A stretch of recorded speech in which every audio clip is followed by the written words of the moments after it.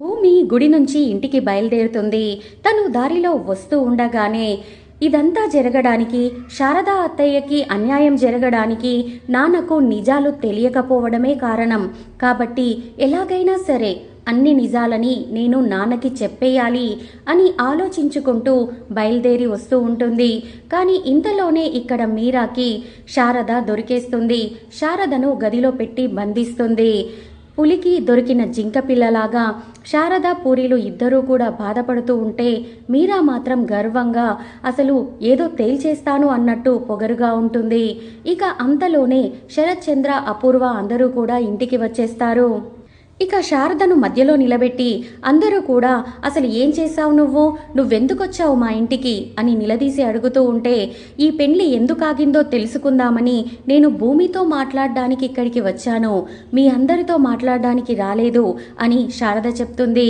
నువ్వు మా ఇంటికి రావడమా, నా కూతురు గురించి ఆలోచించడమా? అయినా నువ్వు మోసగత్తెవి. నువ్వేం చెప్పావు?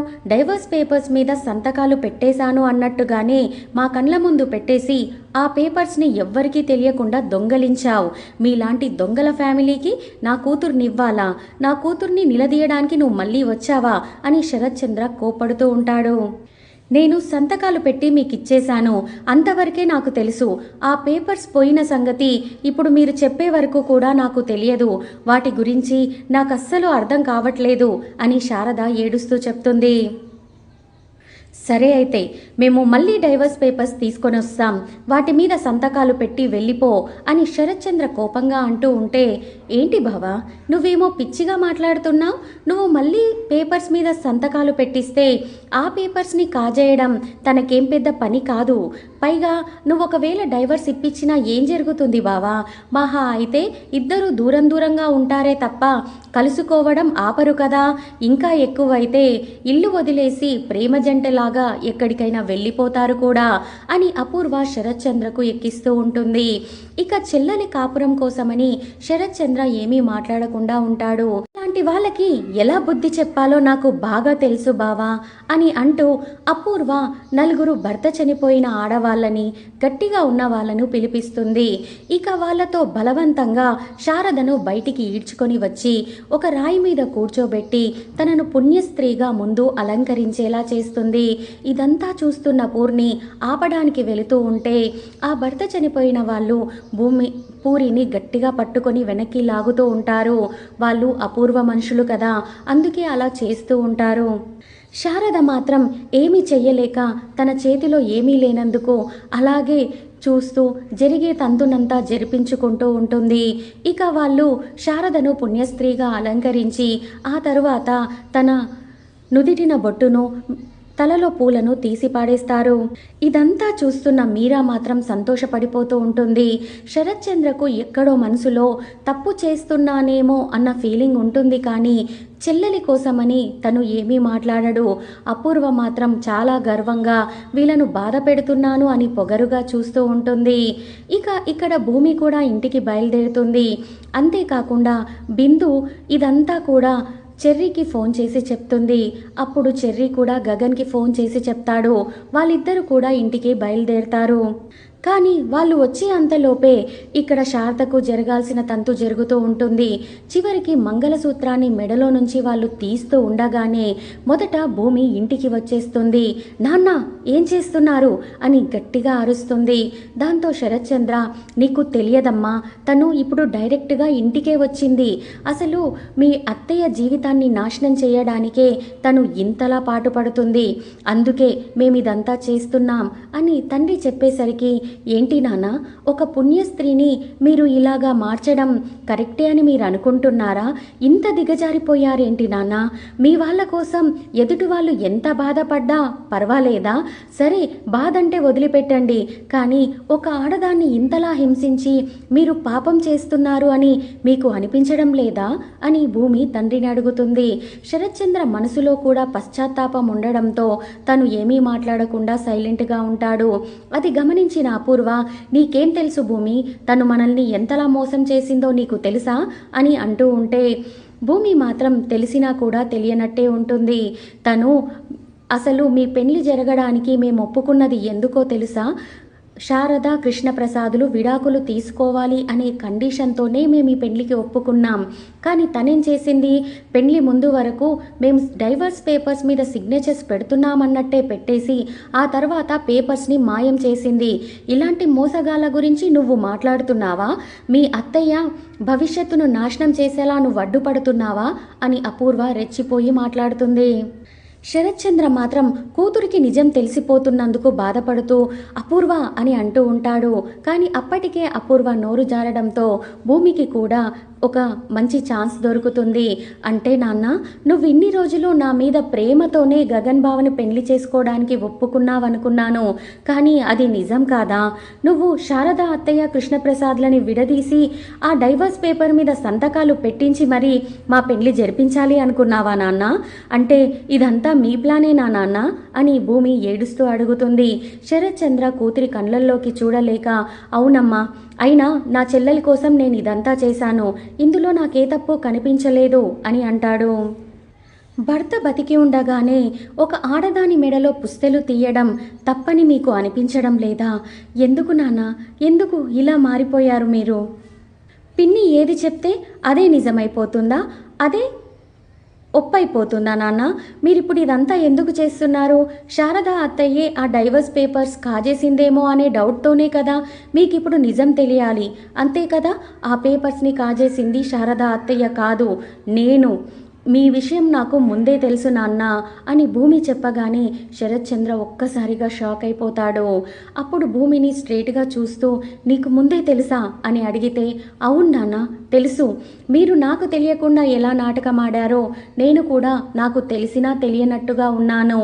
ఆ పేపర్స్ని ఎవ్వరికీ కనపడకూడదు అని వెంటనే తీసేసుకుని కాల్ చేశాను నాన్న. ఏ ప్రూఫ్ లేకుండా చేసింది నేనే, అదంతా చేసింది నేనే నాన్న అని భూమి అంటూ ఉంటే భూమి అని అంటూ శరత్చంద్ర కొట్టబోతాడు. దానితో అప్పుడే అక్కడికి వచ్చిన గగన్ శరత్చంద్ర అని కోపంగా అరిచేసరికి శరత్చంద్ర గగన్ వైపు చూస్తూ ఉంటాడు. అసలు మీరంతా మనుషులా, మృగాలా?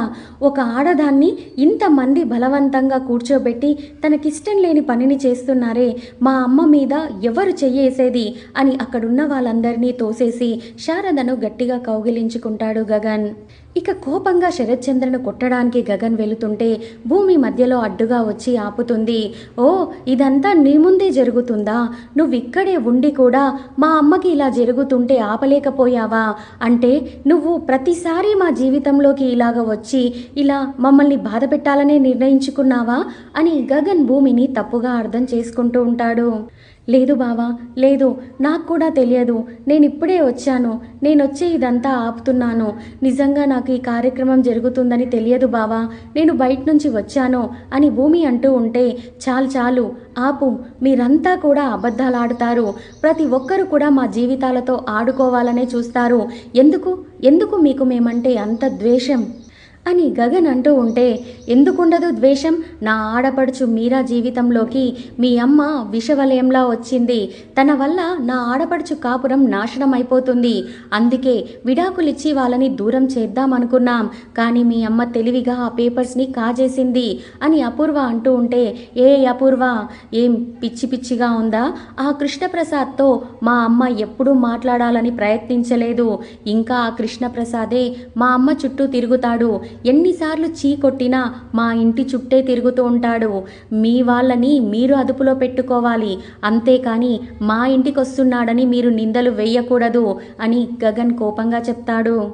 సరే, మా వాళ్లకు బుద్ధి లేక మీ ఇంటి చుట్టూ తిరుగుతున్నారే అనుకో, కానీ మీ అమ్మ ఎందుకు రాణిస్తుంది? మీ అమ్మకి వాళ్ళకు ఉన్న సంబంధం ఏంటి? ఇప్పుడు కృష్ణప్రసాద్ నా ఆడపడుచు భర్త, అలాంటప్పుడు పరాయి మగవాణ్ణి ఇంటికి మీ అమ్మ రాణిస్తుంది అంటే మీ అమ్మను ఏమనాలి అని అపూర్వ నోరు జారుతుంది. దాంతో కోపం వచ్చిన గగన్ ఏ అపూర్వ, నోరు అదుపులో పెట్టుకో, ఏ నీ కూతురు గురించి చెప్పమంటావా మీ ఆయనకి? నీ కూతురు చేసిన ఘనకార్యాలన్నీ విప్పమంటావా అని అడిగేసరికి అపూర్వ ఒక్కసారి తడబడుతుంది. శరత్చంద్ర మాత్రం ఏంట్రా నా కూతురు గురించి మాట్లాడుతున్నావు? నా కూతుర్లు ఎప్పుడూ కూడా నీ జోలికి రారు, పొరపాటున భూమి నిన్ను ప్రేమించింది, కానీ ఇక మీదట ఎప్పుడూ కూడా తను నిన్ను మనసులోకి రానివ్వను అని నాకు ప్రామిస్ కూడా చేసింది, అలాంటిది ఇక నువ్వు ఎవరి గురించి రా మాట్లాడేది అని శరత్ చంద్ర భూమి గురించి అపూర్వతో మాట్లాడుతున్నాడు అనుకొని గగన్తో అంటూ ఉంటాడు. చూసావా బావా, చూసావా, ఇదంతా కూడా ఈ భూమి వల్లే. ఆ రోజు తను గనక ఆ పేపర్లు కాల్ చేయకుండా ఉండుంటే ఈ పాటికి మనకు ఇలాంటి పరిస్థితి వచ్చేదే కాదు, ఇలా అందరితో మాటలు పడాల్సిన అవసరమే ఉండేది కాదు. కావాలనే డైవర్స్ పేపర్స్ని భూమి కాల్ చేసి మనకి ఎంత ముప్పు తెచ్చిందో చూసావా అని అపూర్వ అంటూ ఉంటే గగన్ షాక్ అయిపోయి డైవర్స్ పేపర్సా అని అడుగుతాడు. దాంతో గగన్కి కూడా అక్కడ జరిగిన విషయం తెలిసిపోతుంది. అంటే మీరు నన్ను భూమిని కలపాలనుకున్నది మా అమ్మని ఆ కృష్ణప్రసాద్ని విడదీయడానికా? అసలు ఏం మాట్లాడుతున్నారు, ఏం ఆలోచిస్తున్నారు? మేము ఆ కృష్ణప్రసాద్ మా కుటుంబంలోని వ్యక్తే కాదు అనుకుంటుంటే మీరు మళ్ళీ డైవర్స్ పేపర్స్ ఎందుకు తీసుకొని వచ్చారు అని గగన్ అడుగుతాడు. ప్లీజ్ బావా, ప్లీజ్ ఇదంతా వదిలే, నువ్వు అత్తయ్యని తీసుకొని ఇక్కడ నుంచి వెళ్ళిపో అని భూమి బతిమిలాడుతూ ఉంటుంది. ఆగు భూమి, నాకు నిజం చెప్పు. అంటే ఇదంతా నీకు ముందే తెలుసనమాట. ఇదంతా తెలిసి కూడా నువ్వు నాతో ఏమీ చెప్పకుండా నన్ను కావాలని రెచ్చగొట్టి ఈ పెండ్లిని ఆపించావా? నువ్వు మా అమ్మని కృష్ణప్రసాద్ని కలపాలని చూడడం ఏంటి భూమి? నాకు నచ్చని పనులన్నీ నువ్వు చెయ్యడం ఏంటి అని గగన్ కోపడతాడు. భూమి తలదించుకొని నిలబడుతుంది. ఇక గగన్ అక్కడున్న వాళ్ళకంతా వార్నింగ్ ఇచ్చేసి తల్లిని చెల్లెల్ని తీసుకుని ఇంటికి వెళ్ళిపోతాడు. అలా వాళ్ళు ఇంటికి వెళ్లే దారిలో శివ శరత్చంద్ర గురించి అడుగుతూ ఎదురుగా వస్తూ ఉంటే గగన్ శివని చూసేస్తాడు.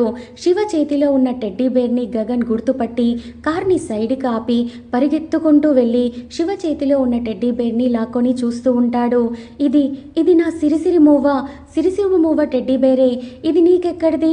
అసలు ఈ టెడ్డీ బేర్ నీకెక్కడిది అని చాలా సంతోషంగా అడుగుతూ ఉంటాడు. ఇది మా అక్క టెడ్డీ బేర్, మా అక్కకి ఇవ్వడం కోసం నేను వెతుకుతూ ఉన్నాను. మా అక్క శరత్చంద్ర వాళ్ళ ఇంట్లో ఉందంట, మీకు వాళ్ళ ఇల్లు ఎక్కడో తెలుసా అని అమాయకంగా శివ గగన్ని అడుగుతాడు. ఒక్కసారిగా గగన్ షాక్ అయిపోతాడు. అంటే నా సిరిసిరి మూవ భూమియేనా? అసలు మీ అక్క పేరేంటి అని కన్ఫర్మ్ చేసుకోవడానికి అడిగేసరికి మా అక్క పేరు భూమి అని శివ చెప్తాడు. దాంతో గగన్ ఒక్కసారిగా షాక్ అయిపోతాడు. అసలు ఏంటి ఇదంతా అని ఆలోచిస్తూనే శివని తీసుకొని భూమి దగ్గరికి వెళ్తాడు. శివని చూడగానే భూమి పరిగెత్తుకుంటూ వెళ్ళి శివ అని కౌగిలించుకుంటూ ఉంటుంది. ఇక శివ చాలా కన్నీళ్లు పెట్టుకుంటాడు. అక్క, నిన్ను కలుస్తానో లేదో అనుకున్నానక్క. అసలు ఏం జరిగిందో తెలుసా? ఆ ఎర్రబాబుగాడు మన అమ్మ నాన్నల్ని చంపేశాడక్క. వాడు నిన్ను ఎలాగైనా ఊరు విడిచి వెళ్ళేలాగా అమ్మ వాళ్ళు చేశారు కదా. వాడికి నువ్వు దక్కలేదని చెప్పి ఆ కోపంతో వాడు అమ్మని నాన్నని చంపేశాడు. అమ్మ చివరి కోరికగా ఈ టెడ్డీ బేర్ నీకు ఎలాగైనా అందించమని కోరిందక్క. అందుకోసమని అప్పటి నుంచి నిన్ను వెతుకుతూనే ఉన్నాను. కానీ ఇన్ని రోజులకు కనిపించావు. తీసుకో అక్క ఈ టెడ్డీ బేర్ అని శివ ఆ టెడ్డీ బేర్ని భూమికి ఇచ్చేస్తాడు. కానీ అందులో ఉన్న కెమెరా గురించి మాత్రం శివ చెప్పడం మర్చిపోతాడు. ఇక శరత్చంద్ర కూడా శివని చూసి ఎవరమ్మా ఇతను అని అడుగుతాడు. ఇతను మా తమ్ముడు, నన్ను పెంచిన అమ్మ నాన్న వాళ్ళ కొడుకు, పేరు శివ నాన్న.